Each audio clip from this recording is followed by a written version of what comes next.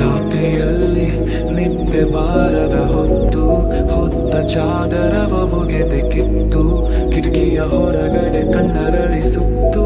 ಆಗಸ್ತೆಡೆಗೆ ನೋಡಿದರೆ ಸುಂದರ ಚಂದಿರನಿತ್ತು. ಹುಣ್ಣಿಮೆ ಬರಲು 3 ದಿನ ಬಾಕಿ ಇತ್ತು.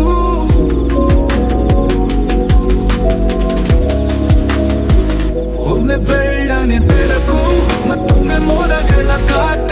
ಕಪ್ಪು ಬಿಳಿ ಮೋಡಗಳ ಮಧ್ಯೆ ಚಂದಿರನ ಕಣ್ಣು ಮುಚ್ಚಾಲೆ ಆಟ.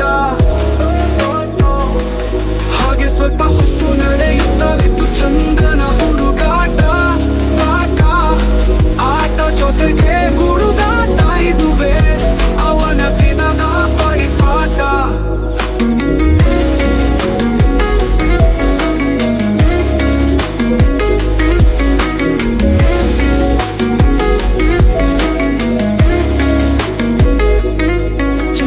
ನೋಡುತ್ತಿದ್ದ ಮನವು ಪ್ರಶಾಂತವಾಯಿತ. ಮಧ್ಯರಾತ್ರಿಯ ಹೊತ್ತು ನಿಶ್ಶಬ್ದವಾಗಿತ್ತು.